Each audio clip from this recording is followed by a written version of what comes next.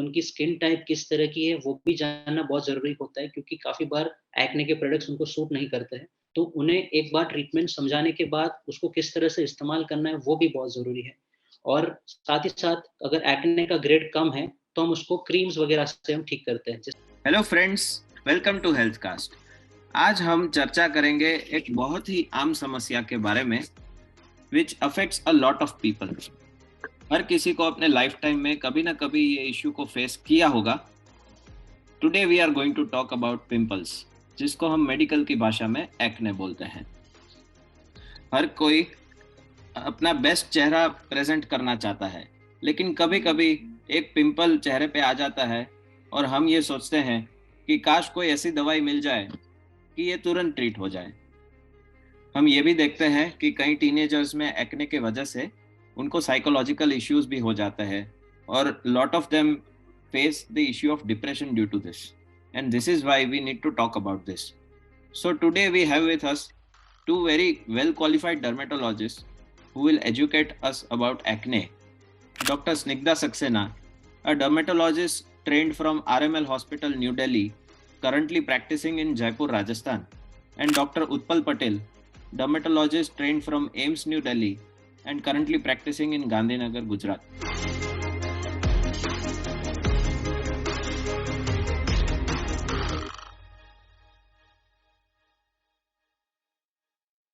So my first question is to Dr. Utpal. Dr. Utpal, acne कैसे होता है और किन किन लोगों को हो सकता है? यस डॉक्टर सार्थक, हमें ये जानना ज़रूरी है कि एक्ने बेसिकली बहुत सारे रीजंस का जब मोल होता है, मिलन जब होता है तब होता है। मैं आपको 4 मेजर फैक्टर्स के बारे में बताना चाहूँगा जिसकी वजह से प्राइमरीली एक्ने का ब्रेकआउट होता है। पहला ये है कि हमारे चेहरे पर ऑयल ग्लैंड्स होते हैं जिनको हम सेबेशियस ग्लैंड्स बोलते हैं। जब उनका ऑयल प्रोडक्शन बढ़ जाता है, साथ ही साथ हमारी स्किन में कुछ बैक्टीरियाज होते हैं जो कि पिंपल प्रोड्यूशन कर सकते हैं, उनकी मात्रा जब स्किन के ऊपर बढ़ जाए, उसके अलावा हमारी इम्यूनिटी जब एक्टिवेट हो जाए, ये सब चीज़ों के साथ-साथ में जब जो हमारे पोर्स होते हैं जहाँ से हमको स्वेटिंग और ऑयल प्रोडक्शन होता है, जब वो ब्लॉक हो जाते हैं, तो इन सब चारों चीज़ों का जब मिलन होता है तो ये एक्ने का ब्रेकआउट होता है। और ये 4 स्टेप्स यूनिवर्सली हर पर्सन में आपको देखने को मिलेगा। ये क्यों होता है? इनके काफ़ी सारे रीज़न्स होते हैं, बट बेसिकली काफ़ी सारे जो भी रीज़न्स होते हैं, ये इन 4 मैकेनिज़म्स पे काम करते हैं। तो ये कौन सी एज ग्रुप और में ज्यादा पाया जाता है? As you mention it's a universal problem. किसी को एक्ने के बारे में ना पता हो, इट्स इम्पॉसिबल वर्चुअली। बट ये देखा जाता है कि most commonly from the age group from 10 to 30 years is the most commonly affected age group. हम टीनेज ईयर्स में देखेंगे कि शुरुआत में एक्ने ब्रेकआउट उस समय शुरू होता है और फिर ग्रेजुअली ये एज ग्रुप में अप टू एक्सटेंड कर सकता है 30 इयर्स के एज ग्रुप तक। यूजुअली 30 इयर्स के बाद एक्ने के एपिसोड्स कम हो जाते हैं और काफ़ी रेयरली ब्रेकआउट 30 के बाद होते हैं। तो ये जो एज ग्रुप है, the teenagers and the young adult, ये मोस्ट कॉमनली अफेक्टेड पॉपुलेशन होती है एक्ने के लिए। ओके, तो डॉक्टर स्निग्धा, क्या हम आप कुछ ऐसे फोटोग्राफ्स दिखा सकते हैं कि ये पिंपल्स किन किन तरह के हो सकते हैं? जी जी। तो ये मैंने यहाँ पे एक फोटो दिखाई हुई है। तो इसमें सबसे पहला जो निशान दिख रहा है वो है एक ब्लैक हेड, जिसे हम कॉमन भाषा में कील कहते हैं और मेडिकल टर्म्स में ओपन कॉमेडोन भी कहते हैं। ये जैसे डॉक्टर उत्पल ने समझाया कि हमारे जो ऑयल ग्लैंड है उसका जो पोर होता है वो ब्लॉक होने से बनते हैं और जो डेड स्किन सेल्स हैं उनके क्लॉग वो बना मिलके क्लॉग बना देते हैं, जिसकी वजह से ये ब्लैक हेड हमारी स्किन पर आ सकता है। दूसरी तरीके का निशान होता है व्हाइट हेड, जो कि हम ये दूसरी फोटो में देख सकते हैं। इसको क्लोज कॉमेडोन भी हम कहते हैं। ये कई बार हमें दिखता नहीं है, कई बार हमें जस्ट फील होता है as bumps under our skin. तीसरा होता है पैप्यूल। ये एक लाल दाने की तरह या उभरा हुआ दाने की तरह होता है हमारी स्किन पर। चौथा होता है पस्ट्यूल्स, यानी कि पस भरा हुआ या मवाद भरा हुआ कोई सफेद या पीला सा दाना होता है। कई बार ये पेनफुल भी हो सकता है। और चौथा है जो सबसे सिवियर एक्ने होता है, जिसमें कि नोड्यूल्स यानी कि दर्द वाली गांठें बनती हैं जो कि काफी डीप सीटेड होती हैं हमारी स्किन में, वो बन सकती है, या सॉफ्ट गांठें बन सकती सकती है, जिनको हम सिस्ट कहते हैं। तो ये तरह से इन तरह से एक्ने या पिंपल्स हमारी स्किन पर प्रेजेंट कर सकते हैं, और इनका ट्रीटमेंट भी इसी हिसाब से होता है कि माइल्ड एक्ने है तो उसका अलग ट्रीटमेंट होता है, और as we go on severity बढ़ती है उसका ट्रीटमेंट फिर अलग तरह से होता है। बराबर। तो डॉक्टर उत्पल, हम ये जानना चाहेंगे कि ये तरह तरह के पिंपल्स जैसे डॉक्टर स्निग्धा ने दिखाए हमें, तो इनके क्या ट्रिगर्स होते हैं, ये क्यों होते हैं, और इससे बचने के लिए हम क्या कर सकते हैं? करेक्ट। सिवियरिटी और जो भी हमने जो बताया कि ये सारे अलग अलग तरह के जो एक्नेज होते हैं, उनका अंडरलाइंग ट्रिगर फैक्टर्स या जो रीजंस हैं वो बहुत सारे अलग अलग तरीके से हम इन्यूमरेट कर सकते हैं। कॉमनली जो फैक्टर्स इसमें आते हैं वो है कि हमारे बॉडी में हार्मोनल इम्बैलेंसेस या चेंजेस ऑफ हार्मोन पैटर्न्स जो हमारे एसेंशियल बॉडी फंक्शंस के लिए ज़रूरी होते हैं, जब इनका इम्बैलेंस होता है तो ये एक्ने ट्रिगर्स कर सकते हैं।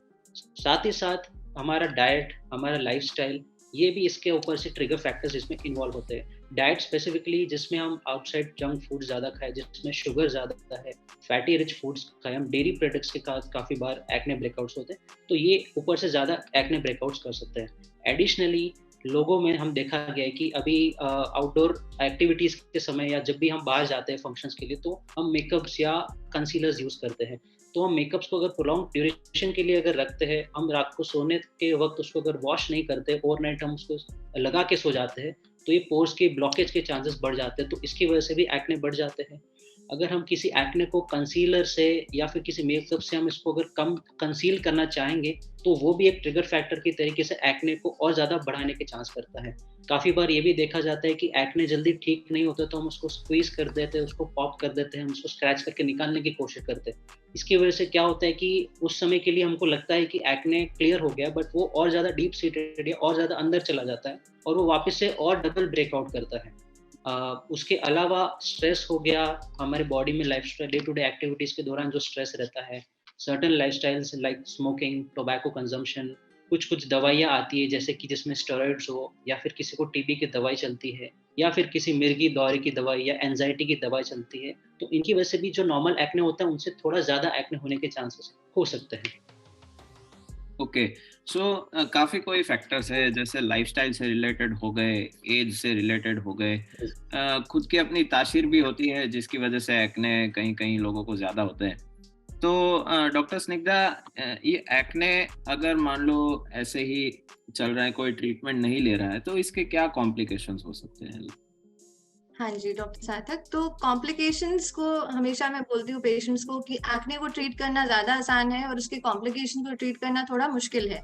तो हमेशा ये मैं बोलती हूँ कि आप जैसे ही आपको लगे कि आपको ऐसा कुछ प्रॉब्लम है, वैसे ही आप डॉक्टर को आके, अपने डर्मेटोलॉजिस्ट को आके दिखाएं, ताकि सही टाइम पर आपका ट्रीटमेंट स्टार्ट हो पाए और ये सारे कॉम्प्लिकेशन से हम बच पाए। तो सबसे पहला इसमें होता है कि जिसको हम कहते हैं पोस्ट इन्फ्लेमेटरी हाइपर पिगमेंटेशन, या फिर काले या भूरे रंग के दाग रह जाते हैं एक्ने के। तो ये हमें कॉमनली दिखता है काफी, और ये और ज्यादा कॉमन होता है इंडियन स्किन टाइप्स में, या डार्कर जो स्किन टाइप्स होते हैं उनमें ज्यादा कॉमन रहता है। और ये कई बार अपने आप भी रिजॉल्व हो जाता है, पर कई बार इसका ट्रीटमेंट काफी लंबा चलता है इसको ठीक करने के लिए। और ये देखा गया है कि जैसे कि कुछ लोग अपनी स्किन पर कुछ अप्लाई कर लेते हैं, या कुछ ऐसे सब्सटेंसेस लगा लेते हैं जो मतलब और ज्यादा इरिटेट कर देते हैं स्किन को, उससे ये ज्यादा हो सकता है। या फिर ऐसा भी हो सकता है कि वो अपने स्किन पिंपल्स को पॉप कर रहे हो, या कुछ उसको उसके साथ छेड़खानी कर रहे हो, जिस वजह से ये निशान और ज्यादा बनने के चांसेस होते हैं। सन एक्सपोजर से, अगर ज्यादा सन एक्सपोजर रहता है तो भी ये बनने के चांसेस ज्यादा रहते हैं। और तो ये जरूरी है, बहुत जरूरी है कि आप टाइम पर इसका ट्रीटमेंट लें और अपने आप खुद से सेल्फ मेडिकेट ना करें, और अपने डर्मेटोलॉजिस्ट को जाकर दिखाएं खुद से अपने स्किन पर। इवन जो होम रेमेडीज हैं वो भी ऐसे बिना दिखाए डॉक्टर को यूज ना करी जाए। तो ये हो गया पोस्ट इन्फ्लेमेटरी पिगमेंटेशन या काले धब्बे बन जाना। दूसरा होता है एक्ने स्कारिंग, मतलब कि गड्ढे बन जाते हैं स्किन पर। ये भी देखा गया है कि ज्यादा सिवियर जो ग्रेड्स ऑफ एक्ने होते हैं उनमें ज्यादा होता है, और इसको भी बचाने का यही है कि आपको जल्दी टाइम पर ट्रीटमेंट लेना है, और खुद से कुछ सेल्फ मेडिकेट अपने आप को नहीं करना है। और तीसरा जो जिसकी बात हम काफी कम करते हैं वो है इसका जो साइकोलॉजिकल इम्पैक्ट होता है, स्पेशली टीनेजर्स में होता है, जो ये कॉमनली एक्ने पाया जाता है टीनेजर्स में। तो इनमें ये psychological impact, depression, anxiety, lowered self esteem, ये सारी चीजें बहुत ज्यादा कॉमनली देखी गई हैं। और कुछ स्टडीज में ये भी देखा है कि इतना ज्यादा सेल्फ इम्पैक्ट होता है एक्ने का कि ये डिजीजेस लाइक डायबिटीज या एपिलेप्सी उनके जो साइकोलॉजिकल इम्पैक्ट है उतना ज्यादा होता है। तो इन सब चीजों के कॉम्प्लिकेशंस एक्ने के रहते हैं, और हमेशा यही मैं बोलती हूँ कि ट्रीटमेंट आप टाइम से लें, और जिससे कि ये कॉम्प्लिकेशंस प्रिवेंट हो पाए, और जिससे कि हम एक्ने को ट्रीट करना हमेशा ज्यादा आसान है, कॉम्प्लिकेशंस को ट्रीट करना मुश्किल। बहुत अच्छा मैसेज दिया है डॉक्टर स्निग्धा ने कि timely treatment is very important, क्योंकि कॉम्प्लिकेशंस अगर एक बार हो जाते हैं तो उसको कई बार ट्रीट करना पूरी तरह से पॉसिबल नहीं होता है। तो डॉक्टर उत्पल, हम आपसे ये जानना चाहेंगे कि what are the treatment options available for acne? Yes, before going to the treatment, हमें पेशेंट के साथ बैठ के उन्हें ये सब चीज़ों का एजुकेट करना बहुत ज़रूरी है। ट्रीटमेंट किस तरह से पेशेंट ले रहा है, कितने समय तक उसको चलेगा, डिजीज एक तरीके से उनकी लाइफस्टाइल डिजीज की तरह से मान के इनको चलना जरूरी है। इसका कोई पर्टिकुलर कोर्स डिफाइन होके कि मैं आपको 3 महीने की दवाई दे दूंगा और आपका एक्ने क्लियर हो जाएगा, फिर से नहीं होगा, वो एक रॉन्ग मैसेज जाता है। पेशेंट को एक्ने का डिजीज समझना बहुत जरूरी है कि ये क्यों होता है और ये कब तक हो सकता है। इट इज़ नॉट नेसेसरी कि मैं एक बार इसकी दवाई दे दूँ तो ये मुझे वापस नहीं हो सकता, ये डेफिनेटली हो सकता है। और हमें इसको ट्रीट करना है उनकी सिवियरिटी के हिसाब से, कि ये ज़्यादा हो रहा है तो हम उसको ज़्यादा ट्रीट करें, कम है तो उसको कम ट्रीट करें। ऐसा नहीं है कि हम ज़्यादा दवाई दें ताकि मुझे वापस ना हो, वो एक गलत कॉन्सेप्ट की तरीके से ट्रीटमेंट हो जाता है। तो हम इसको सी एंड ट्रीट के बेसिस पे करते हैं, then we maintain so that ये वापस से बहुत ज़्यादा ना हो जाए।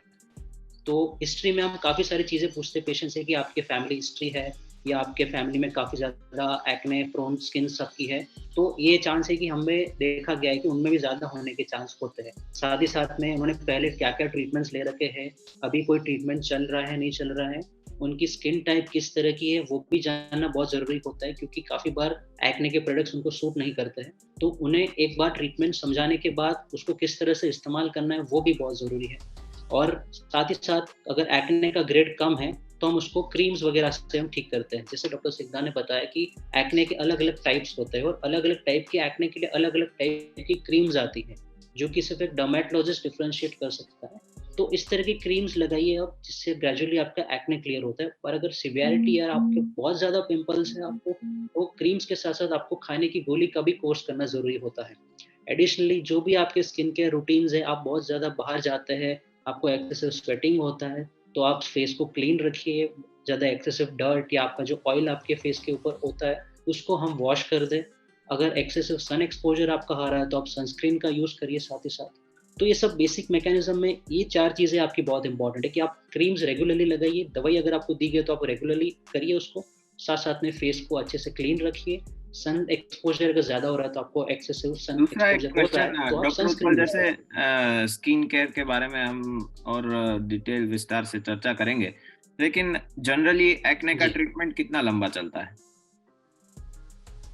यूजुअली हम कुछ महीने बोलते हैं पेशेंट को कि आपके एक्ने को कुछ महीने में हम उसको ठीक करेंगे, और जैसे जैसे ठीक होगा वैसे वैसे अगर उसके एक्ने की सिवियरिटी ज़्यादा तो हम खाने की दवाई कम कर देंगे, और लगाने की ट्यूब्स हैं वो हम थोड़ी देर के लिए और प्रोलॉन्ग उनको मेंटेनेंस ट्रीटमेंट की तरह से आगे चलाते हैं। तो ये फ्यू मंथ्स का ट्रीटमेंट होता है डिपेंडिंग कि उनकी सिवियरिटी कितनी है एक्ने की। मतलब इसमें काफी पेशेंस की जरूरत होती है। ऐसा नहीं है कि 1-2 दिन कुछ दवाई ले लिया तो तुरंत हट जाएगा, ऐसा नहीं है। और ये इस अवॉइड करने के हिसाब से क्या डूज एंड डोंट्स है उसके बारे में भी हम बात करेंगे। लेकिन as a gynecologist I am seeing कि जैसे acne is usually seen in teenagers और ग्रोन अप्स में इतना ज्यादा नहीं देखने को मिलता है, but we are seeing a lot of females today face the problem of PCOD, जिसको हार्मोन इम्बैलेंस की वजह से जो होता है, मेंस्ट्रुअल इरेगुलरिटीज होती है, एंड ऑफन एक्ने इसके साथ एसोसिएटेड होता है। तो ये एक आजकल ज्यादा देखने को मिल रहा है। And doctor Snigdha, what do you think is the reason for this? हाँ जी, तो एक्ने पहले कहते थे एक टीनेज की बीमारी है, पर अब ऐसा होता है कि इवन अडल्टहुड में ये प्रेजेंट करती है, जिसको हम एडल्ट एक्ने बोलते हैं, जो कि 25 साल की एज के बाद हो सकता है ऑनसेट, या फिर 25 साल से ज्यादा वो परसिस्ट कर सकता है, 25 साल की उम्र के ऊपर परसिस्ट कर सकता है। तो इसमें जो है बहुत सारे तरह से ये प्रेजेंट कर सकता है, पर जैसे कि सबसे कॉमन होता है कि अगर आप acne you area of the face पर है, नीचे एरिया ऑफ द फेस पर है, या फिर suppose it is associated with menstrual irregularities या इरेगुलर पीरियड्स के साथ एसोसिएटेड है, या फिर उस पेशेंट को अपने चेहरे पर ज्यादा बाल आ रहे हैं, या फिर उसका हेयर लॉस है पैटर्न में, या फिर उसका ऐसे भी हो सकता है कि वो एक्ने हम ट्रीटमेंट कर रहे हैं, सही ट्रीटमेंट पेशेंट ले रहा है, वो एक्ने ठीक नहीं हो रहा है। तो ये सब चीजें हैं, ये थोड़ा सा पॉइंट करती हैं। अगर ओबीस है पेशेंट, स्पेशली सेंट्रल ओबेसिटी जिसको हम कहते हैं, वो है अगर, तो इन सब चीजों से हमें एक आइडिया लगता है कि हो सकता है कि कोई और हार्मोनल कॉज हो एक्ने का। और सबसे कॉमन जो डिसऑर्डर जैसे आपने बताया पीसीओडी है या पीसीओएस है, जो कि एसोसिएटेड होता है, और अब ये ज्यादा होने लगा है बिकॉज हमारा लाइफस्टाइल इसके लिए सबसे ज्यादा रिस्पॉन्सिबल है। जो लाइफस्टाइल हमारा खराब हो गया है, जो हमारी डाइट खराब हो गई है, तो इससे एसोसिएटेड है। स्ट्रेस लेवल्स बढ़ गए हैं, तो ये सारी चीजें जो है मिला के एक पॉजिटिव फैक्टर बन जाती हैं हार्मोनल एक्ने की या पीसीओएस की। तो इन सब चीजों की वजह से आजकल ये ज्यादा देखने को मिल रहा है। So adult acne mostly hormonal issues की वजह से हो सकता है, एंड रूटीन ट्रीटमेंट्स जो स्किन केयर के लिए हम प्रोवाइड करते हैं, दे मे नॉट एक्ट। तो उनको ठीक होने के लिए लाइफस्टाइल चेंजेस करना जरूरी है, फास्ट फूड लाइफस्टाइल चेंजेस करना जरूरी है, फास्ट फूड अवॉइड करना जरूरी है, स्ट्रेस लेवल्स जी। तो doctor Utpal, let us give our viewers some few dos and don'ts skin care के लिए टू अवॉइड एक्ने। राइट, अगर पेशेंट का एक्ने का ट्रीटमेंट चल रहा है तो we tell them to use those creams in very small amounts.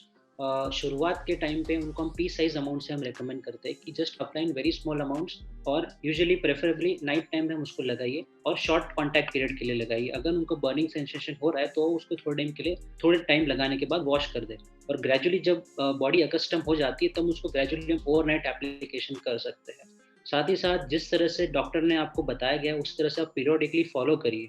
काफ़ी बार ऐसा भी देखा गया है कि पेशेंट्स नहीं रखते हैं और उसकी वजह से वो डॉक्टर शॉपिंग करने लग जाते हैं इजीली, थोड़ी देर के लिए दवाई ली, क्योंकि एक्ने एक ऐसी चीज़ है जिसको ठीक होने में काफ़ी महीने लगते हैं, और अगर हम इमीडिएटली चेंज कर देंगे ट्रीटमेंट को तो कोई रिजल्ट नहीं आता है, तो पेशेंट भी डिससेटिस्फाइड रह सकता है। तो we have to be patient, we have to be regular with the treatment जो भी आपको बताया जाता है।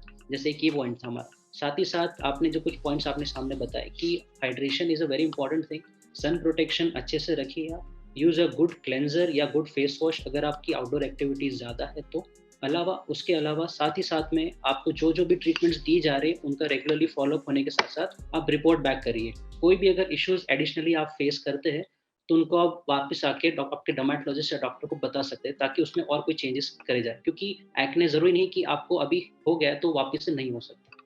Yes correct. डॉक्टर स्निग्धा, आप कुछ ऐड करना चाहेंगे स्किन केयर के बारे में? जी, स्किन केयर आजकल सबको एक स्किन केयर रूटीन चाहिए, और स्पेशली एक्ने पेशेंट्स में एक स्किन केयर रूटीन इम्पोर्टेंट हो जाता है, और ये बहुत जरूरी है। जैसे कि हमने डिस्कस करा कि सेल्फ मेडिकेट नहीं करना, वैसे ही स्किन केयर प्रोडक्ट्स आजकल मार्केट में इतने ज्यादा अवेलेबल हैं कि पता लगाना कि हमारे लिए क्या बेस्ट रहेगा ये बहुत मुश्किल होता है। एंड मेरे हिसाब से तो आपको अपने डॉक्टर से पूछकर ही कोई स्किन केयर रूटीन चालू करना चाहिए। ऑल्सो अगर एक पेशेंट है एक्ने का और 2 पेशेंट्स हैं सपोज एक्ने के, तो जरूरी नहीं हम दोनों का सेम स्किन केयर रूटीन होगा। डिपेंड करता है उनका स्किन टाइप क्या है, ऑयली एक्ने प्रोन स्किन है उनकी, या फिर ड्राई सेंसिटिव स्किन है, तो उन सब चीजों पर डिपेंड करता है। फिजियोलॉजिकल क्या कंडीशन है, सपोज प्रेगनेंसी, लैक्टेशन, इन सब में कुछ स्किन केयर प्रोडक्ट्स हैं जो यूज नहीं करे जाते हैं। क्लाइमेट क्या है उसका जगह का, फॉर एग्जांपल बहुत ज्यादा ह्यूमिडिटी है या ड्राई है, तो इन सब चीजों पर स्किन केयर डिपेंड करती है। और जैसे कि डॉक्टर उत्पल ने बताया कि क्लेंजिंग बहुत इंपॉर्टेंट है। ये बहुत पेशेंट्स पूछते हैं कि क्लेंजिंग कितनी बार करी जाए। कुछ लोगों को लगता है कि डर्ट की वजह से एक्ने होता है, तो वो बार बार अपना फेस धोते हैं ये सोच के कि उनका एक्ने इम्प्रूव हो जाएगा। तो ऐसा नहीं करना है। 2 बार, एक बार सुबह और एक बार शाम को क्लेंस करना काफी है, और इससे ज्यादा आपको नहीं करना चाहिए। क्लेंजर्स भी डिपेंड करते हैं, जैसे कि अगर आपकी ऑयली स्किन है तो फोम बेस्ड क्लेंजर्स आते हैं। अगर आपकी ड्राई स्किन है, सेंसिटिव स्किन है, तो उसके लिए आपको इमोलिएंट बेस्ड या मॉइस्चराइजर बेस्ड क्लेंजर्स आते हैं, तो ये आपको यूज करने चाहिए, और 2 बार से ज्यादा क्लेंजिंग नहीं करनी चाहिए। दूसरी चीज है मॉइस्चराइजर्स भी बहुत जरूरी होते हैं एक्ने में। ये एक मिथ है कि हमें एक्ने है तो हमें मॉइस्चराइजर्स की जरूरत नहीं है। हमारा स्किन बैरियर जो है वो थोड़ा सा डिसरप्टेड होता है, खराब होता है एक्ने पेशेंट्स में, तो मॉइस्चराइजर यूज करना बहुत जरूरी है एक्ने पेशेंट्स के लिए भी। ये मॉइस्चराइजर जरूरी नहीं है कि ये मॉइस्चराइजर्स ग्रीजी या फिर ऑयल बेस्ड नहीं होने चाहिए। They should be gel based या वाटर बेस्ड मॉइस्चराइजर्स आते हैं, वो यूज करने चाहिए। और तीसरी चीज है सनस्क्रीन। सनस्क्रीन का भी ये मिथ है कि एक्ने है तो सनस्क्रीन यूज नहीं करनी है। सनस्क्रीन बिल्कुल यूज करनी है, क्योंकि स्पेशली जो हमारे सनलाइट है उसके 3 स्पेक्ट्रम होते हैं, यूवी ए, बी और सी। तो यूवी बी जो है ये इन्फ्लेमेशन करने में इन्फ्लेमेशन कराता है और एक्ने को भी बढ़ा सकता है। तो इसलिए धूप से बचाव रखना बहुत जरूरी है। दूसरा, अगर मैंने जैसे बताया पोस्ट इन्फ्लेमेटरी पिगमेंटेशन होता है, तो उसको भी बचाने के लिए सन से बचाव रखना, सूरज से बचाव रखना जरूरी है, और सनस्क्रीन यूज करना जरूरी है।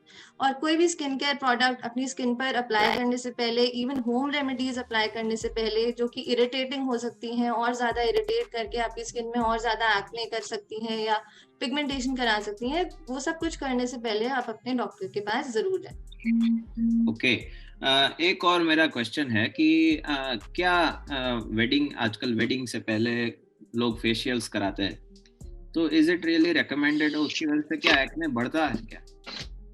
स्पेशली जो फेशियल्स में स्क्रबिंग होती है ना, उससे एक्ने प्रोन स्किन है जिनकी, उनको बहुत ज्यादा एक्सेसिव स्क्रबिंग नहीं हम रेकमेंड करते हैं। तो ये फेशियल स्क्रबिंग ये सब अवॉइड ही करने चाहिए। Okay, thank you so much doctor. अपने डॉक्टर के पास जाइए, मेडिकल फेशियल्स अवेलेबल होते हैं, और ज्यादा मेडिकल फेशियल्स या फिर और कुछ अवेलेबल हैं हमारे पास ट्रीटमेंट्स जो कि कर सकते हैं before a wedding, rather than resorting to facials in a parlor.